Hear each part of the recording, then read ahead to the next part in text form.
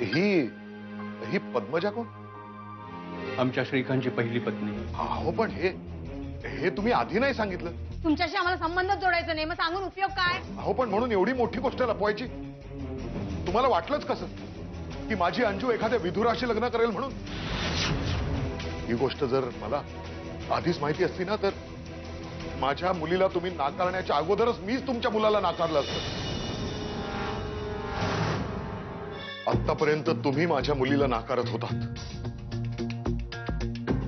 पण आता मीच तुम्हाला सांगतो, स्वतःचा विधुरपणा लपवणाऱ्या मुलाशी मी माझ्या मुलीचं लग्न कधीही लावून देणार नाही. सांगा तुमच्या मुलाला, आता त्यांनी आमच्या घरात पाऊल सुद्धा टाकायचं नाही. दादूचा काहीच पत्ता लागत नाहीये.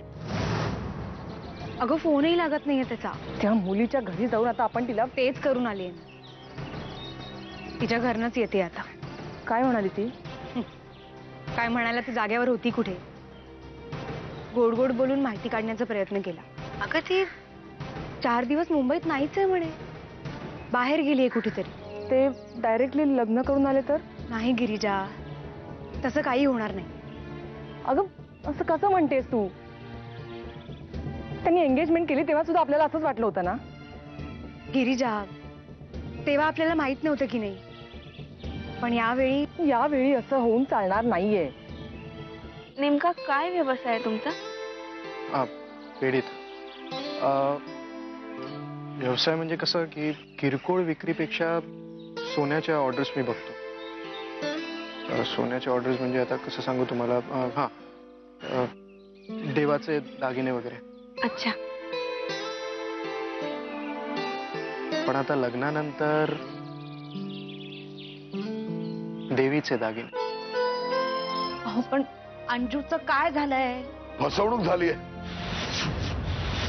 श्रीकांतरावांचं याआधी एक लग्न झालेलं होतं. तुम्ही आता येत आहे बाहेरून? अरे तुमचं वय काय? कुठे गेला होता? कुठे? साहेब तेच तर सांगत होतो, वाटेत दरड कोसळली आहे. आता त्या अंजली मातेचं काही बरं वाईट झालं तर माझ्या करिअरवर सुद्धा दरड कोसळणार आहे, तुम्हाला सांगतो. सर, साधी अक्कल नाही या मुलीला. आता काही लहान नाहीये ती. काल पण साधं जेवायला बसायचं तर तुम्हाला जायला लागलं तिला बोलवायला.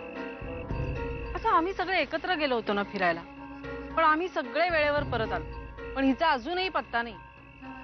खूप उशीर झाला. आता उशीर नाही होणार.